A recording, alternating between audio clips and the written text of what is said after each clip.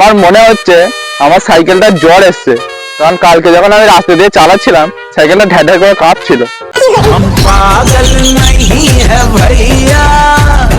তুমি যাকে ভাবছো জীবনের জান পরাণের প্রাণ, সেই একদিন তোমাকে বানিয়ে দেবে সুপুরি ছাড়া সস্তা পান।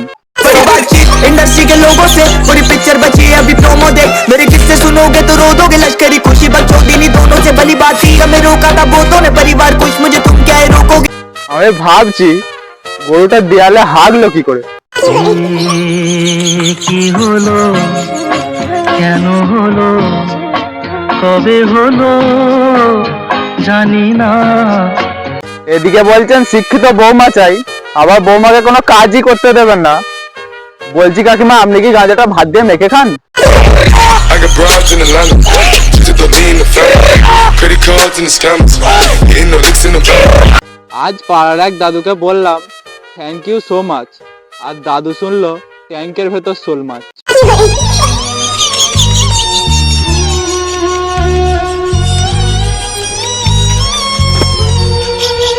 দূরত্ব বাড়লে ভালোবাসা বাড়ে নাকি জানি না, কিন্তু যাতায়াতের খরচাটা ভালোই বাড়ে।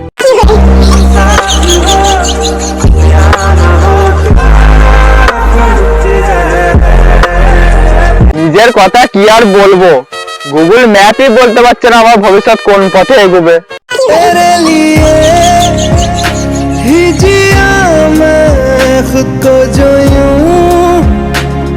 যদি কেউ তোমার ফেসবুকে ফ্রেন্ড রিকোয়েস্ট অ্যাকসেপ্ট করে তাহলে জানবে তুমি ডিপি পরীক্ষার পাস।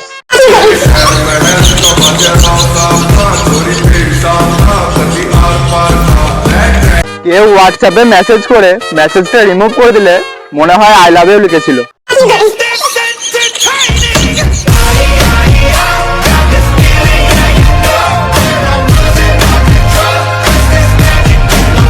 ধরো তোমাকে একদিন আমি বিরিয়ানি খাওয়াবো, ধরেছো, ওই ধরেই বসে থাকো, তাহলে আমি নিজে খেতে পারছি না আবার তোমাকে খাওয়াবো।